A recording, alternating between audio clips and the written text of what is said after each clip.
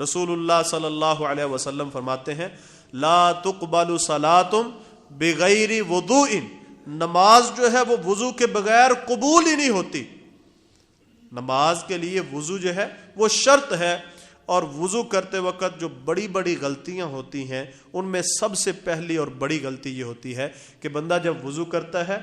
تو رسول اللہ صلی اللہ علیہ وسلم نے فرمایا، انس رضی اللہ عنہ کہتے ہیں توضؤ بسم اللہ، جب وضو کرنے لگو تو تم نے بسم اللہ کہنا ہے. ایک حدیث کے اندر رسول اللہ صلی اللہ علیہ وسلم نے فرمایا اس شخص کا وضو ہی نہیں ہوتا جو اللہ کا نام نہیں لیتا وضو شروع کرتے وقت، اس کا وضو نہیں ہوتا. اب اس سے یہ سمجھ آئی کہ نیت زبان سے نہیں بلکہ دل کا نام ہے. اس کے بعد وضو شروع کرتے وقت بسم اللہ پڑھنا یہ ضروری ہے. ہمارے ہاں سب سے بڑی غلطی یہ ہوتی ہے ہم بسم اللہ پڑھنا بھول جاتے ہیں، پڑھتے نہیں ہیں، یہ عادت نہیں بنتی. اگر پڑھتے ہیں تو دوسری بڑی غلطی یہ ہم کر جاتے ہیں کہ بسم اللہ الرحمن الرحیم مکمل پڑھ جاتے ہیں. تو کسی حدیث کے اندر رسول اللہ صلی اللہ علیہ وسلم نے مکمل بسم اللہ الرحمن الرحیم نہیں پڑھا، بلکہ آپ نے صرف اتنا کہا توضؤ بسم اللہ، بسم اللہ کہہ کر، اتنا لفظ کہہ کر تم نے وضو شروع کرنا ہے. تو یہ وضو کا شروع کرنے کے اندر جو بڑی غلطی ہوتی ہے اس کی اصلاح بہت ضروری ہے. یعنی خالی بسم اللہ پڑھنا ہے، اس کی عادت بھی اپنانی چاہیے. اگر بندہ غسل خانے کے اندر ہے تو وہاں پر رسول اللہ صلی اللہ علیہ وسلم نے دعا کرنے سے، ذکر کرنے سے منع کیا ہے، لیکن اب وہاں پر وضو کرنا ہے، وضو سے پہلے بسم اللہ پڑھنی ضروری ہے. تو اتنا بسم اللہ غسل خانے کے اندر وضو کرتے ہوئے بندہ پڑھ سکتا ہے. اس کی اجازت علماء کرام نے اور احادیث کو مد نظر رکھتے ہوئے انہوں نے دی ہے. باقی دعائیں باہر نکل کر بندہ آسانی کے ساتھ پڑھ سکتا ہے. تو پہلی غلطی یہ ہے رسول اللہ صلی اللہ علیہ وسلم نے فرمایا. دوسری غلطی جو وضو کے اندر بندہ جب کرتا ہے وہ یہ ہوتی ہے کہ انسان وضو کے اعضاء جو ہے وہ 3 بار دھونے کی بجائے کئی دفعہ اضافی طور پر دھو لیتا ہے. ایک شخص عرابی ہے، بدو ہے، دیہات کا رہنے والا، صحیح بخاری وغیرہ میں حدیث ہے، مسلم میں بھی ہے، نبی علیہ السلام کے پاس آیا، آ کے کہتا ہے اللہ کے رسول مجھے وضو کا طریقہ بتائیں، وضو کیسے ہوتا ہے. رسول اللہ صلی اللہ علیہ وسلم نے اسے وضو کر کے بتایا. تمام اعضاء کو اللہ کے نبی نے 3 دفعہ دھویا. فرمایا فمن زاد علی ذالک، جو شخص اس سے زیادہ کرے گا اعضاء کو 3 بار دھونے کی بجائے 4 مرتبہ دھو دیتا ہے، 5 مرتبہ دھو لیتا ہے، یا اس سے زیادہ دھوتا ہی چلا جاتا ہے، رسول اللہ صلی اللہ علیہ وسلم نے فرمایا فقد تعدی، اس نے زیادتی کی، واساء، اور یہ اچھا کام نہیں بلکہ برا کام کیا ہے، وظلم، 3 لفظ رسول اللہ صلی اللہ علیہ وسلم نے بولے کہ اس بندے نے یہ ظلم کیا ہے، اچھا کام نہیں کیا. نبی صلی اللہ علیہ وسلم سے صحیح بخاری کے اندر وضو کے اعضاء کو 1 مرتبہ،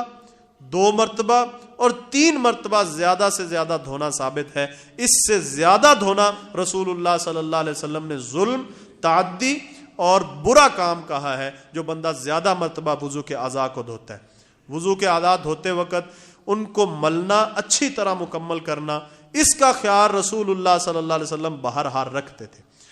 اسی طرح رسول اللہ صلی اللہ علیہ وسلم جب وضو مکمل کر لیتے، 3 مرتبہ دھونے کے بعد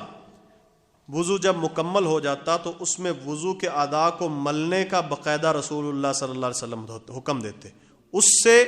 یہ جو سب سے بڑی کمی ہوتی ہے کہ وضو کے بعض اعضاء کی تھوڑی سی جگہ خشک رہ جاتی ہے، وہ نہیں رہتی بلکہ سارے وضو کے اعضاء پر پانی چلا جاتا ہے. اگر بندہ جلد بازی کے اندر یا سستی کی بنا پر لاابالی کے طور پر وضو کا کوئی حصہ ناخن کے برابر بھی چھوڑ دیتا ہے نا، اس پر رسول اللہ صلی اللہ علیہ وسلم نے بڑی سخت وعید بتائی ہے. عبداللہ بن عمر کہتے ہیں ہم مکہ مکرمہ میں تھے، نبی صلی اللہ علیہ وسلم کے ساتھ سفر پر گئے. جب ہم وہاں سے واپس ہو رہے تھے نا، مدینہ کی طرف آ رہے تھے اپنا کام مقصد مکمل کر کے، تو ایک جگہ رسول اللہ صلی اللہ علیہ وسلم نے پڑاؤ ڈالا عصر کے نماز کے لیے. ہم میں سے کچھ لوگ جلد باز تھے، بڑی جلدی کرتے تھے کہ وضو ہم جلدی کر لیں، نماز کے لیے مسجد میں سب سے پہلے پہنچ جائیں. ان کو جلد بازی ہوتی ہے، وہ جلد بازی میں نا ہم سے پہلے چلے گئے اور وضو والی جگہ پر جا کے انہوں نے جلدی جلدی وضو کیا اور نماز کے لیے پہنچ گئے۔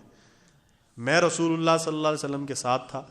میں نے وضو کر کے جب آیا، ان لوگوں کو نماز پڑھتے ہوئے جب ہم نے دیکھا نا تو ان کی ایڑیوں پر خشکی کے اعضاء جو تھے، کچھ جگہ حصے جو تھے وہ چمک رہے تھے، جہاں پر پانی نہیں پہنچا تھا، جلد بازی میں وضو کیا تھا۔ تو رسول اللہ صلی اللہ علیہ وسلم نے فرمایا اسبغ الوضو، وضو کو اچھی طرح مکمل کرو، وویل للعقاب من النار، ان خشک ایڑیوں والوں کے لیے آگ کی ویل ہے، ہلاکت ہے۔ اب کیا خیال ہے ان کی نیت کے اندر کوئی فرق تھا؟ یا وضو سے جان چھڑانا چاہتے تھے یا کرنا نہیں چاہتے تھے؟ سارا کچھ تھا، جلد بازی تھی، ہم نیکی میں آگے بڑھے، صرف محض سستی تھی، وضو کے اندر اطمینان نہیں تھا، اطمینان کے ساتھ وضو نہیں کیا۔ اس پر اتنی بڑی وعید رسول اللہ صلی اللہ علیہ وسلم نے بیان کی کہ ان خشک ایڑیوں والوں کے لیے ویل ہے، آگ، ہلاکت ہے، آگ کی ہلاکت ہے۔ تو ہم جو اتنی جلدی جلدی بازی میں وضو کر کے اس کے کئی اعضاء خشک رہ جاتے ہیں، بال ہیں، اسی طرح عورتوں کی چوڑیاں ہیں، انگوٹھی پہنی ہوئی ہے، اسی طرح ناخنوں کے اوپر پالش لگی ہوئی ہے، ہم ان کا خیال ہی نہیں کرتے، جلد بازی میں وضو کر کے کوئی عضو باقی رہتا ہے، داڑھی کا خلال نہیں مکمل، اسی طرح چلے جاتے ہیں۔ تو اتنا بڑا مشقت بھی ہم کریں، محنت بھی کریں، نیت بھی ٹھیک ہو، محض تھوڑی سی سستی کی بنا پر سارے کا سارا عمل غارت ہو جائے، تو اس میں ہمیں سوچنا چاہیے۔ اسی طرح مسح جو ہے، سر کا مسح کرتے وقت وضو کے اندر، سر کا مسح رسول اللہ صلی اللہ علیہ وسلم نے ایک مرتبہ بھی کیا ہے، ابو داود میں بھی ہے، داود کے اندر ہے، 3 دفعہ بھی رسول اللہ صلی اللہ علیہ وسلم نے سر کا مسح کیا ہے۔ اچھا، مسح جو ہے جن جن اعضاء کا ہے وہ کون کون سے ہیں؟ سر کا مسح ہے اگر ٹوپی یا پگڑی پہنی ہوئی ہے تو رسول اللہ صلی اللہ علیہ وسلم، صحیح مسلم میں حدیث ہے کہ اللہ کے نبی صلی اللہ علیہ وسلم نے عمامے پر مسح کیا، پگڑی پر، تو صرف پگڑی کے اوپر نہیں کیا بلکہ پیشانی سے شروع کیا۔ جب آپ کی پگڑی نہیں ہے، خالی سر ہے، تو پھر یہاں سے شروع کرنا ہے سر کا مسح، اور اگر سر پر پگڑی پڑی ہے، ٹوپی لی ہوئی ہے، اتارنا نہیں چاہتے، اس کے اوپر سے مسح ہو جائے گا، لیکن اس کے ساتھ شرط یہ ہے کہ رسول اللہ صلی اللہ علیہ وسلم نے جیسے کیا، پیشانی کا مسح ساتھ کرنا پڑے گا۔ تو سر کا مسح ہے، اس طرح جرابیں پہنی ہوئی ہیں ان کا مسح ہے، وضو کے اعضاء میں کہیں پر پٹی لگی ہوئی ہے، پلسٹر لگا ہوا ہے، آگے پیچھے سے اعضاء دھو لیے جائیں گے اور اس پر مسح کیا جائے گا۔ اس کے علاوہ سردی سے بچتے ہوئے کئی عورتیں مثلا یہ سمجھتی ہیں کہ ہم وضو کے اعضاء جو ہیں، کپڑے چست ہوتے ہیں، اوپر کرنا مشکل ہے، لہذا ہم اس کا مسح کر لیتے ہیں۔ تو اس کے علاوہ بازو ہیں، ٹانگیں ہیں غسل کے اندر، یا اسی طرح چہرہ ہے، اور کسی عضو کا مسح نہیں ہے، ان کو دھونا پڑے گا۔ مسح صرف سر کا ہے یا جرابوں کا مسح ہے۔ کئی لوگ یہ کہتے ہیں کہ امام ابو حنیفہ رحمۃ اللہ علیہ نے جرابوں پر مسح کرنے کی اجازت نہیں دی۔ ایک ان کا قول ایسا ہے جس پہ انہوں نے جرابوں پر مسح کرنے سے منع کیا ہے، لیکن آخری عمر کے اندر صریح ان کے فتاوی موجود ہیں کہ میں اس سے ساری زندگی منع کرتا رہا ہوں جرابوں پر مسح کرنے سے، لیکن اب میں سمجھتا ہوں کہ یہ تو اون سے بنے ہوئے موزے ہی ہیں، ان پر بھی مسح کرنا چاہیے۔ آخری فتویٰ تمام علماء کرام جو احناف ہیں، اہل الحدیث ہیں، وہ یہی دیتے ہیں کہ جرابوں پر مسح ویسے ہی اس کا حکم ہے جیسے موزوں پر مسح۔ حضرت علی المرتضی رضی اللہ تعالی عنہ، انہوں نے جرابوں پر مسح کیا، تو کسی نے پوچھا یہ تو اون سے بنی ہوئی ہے، کہا یہ بھی اسی طرح ہی ہے جیسے موزوں پر مسح کرنا ہوتا ہے۔ تو اس کے علاوہ بازوؤں پر مسح کرنا اس کی اجازت نہیں ہے، یا مسح کئی مرتبہ کرتے چلے جانا، یہ صحیح نہیں، یہ وضو کے اندر بہت بڑی غلطی ہے۔ اسی طرح مسح گردن کا بسا اوقات کرتے ہیں،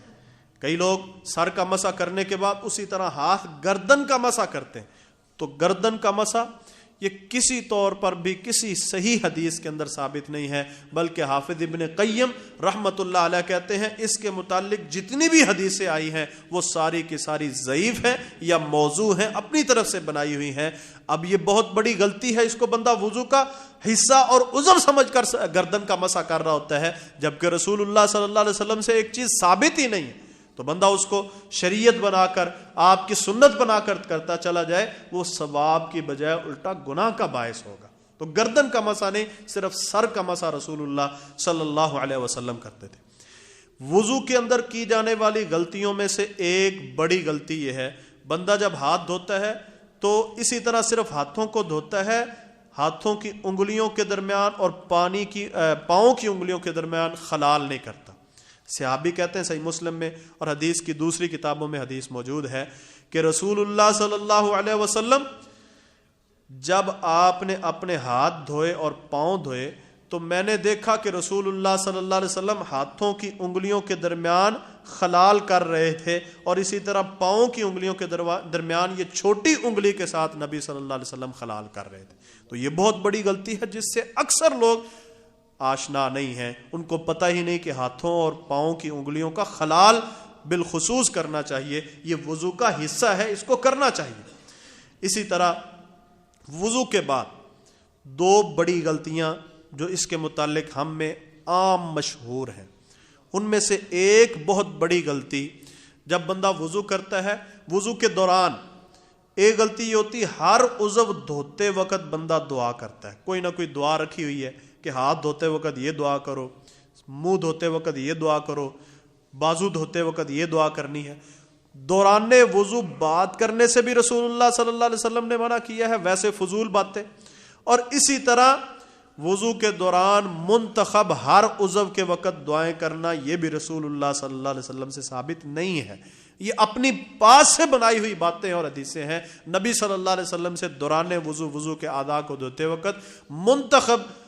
دعائیں اللہ کے نبی سے ثابت نہیں ہیں۔ جب وضو مکمل ہو جاتا ہے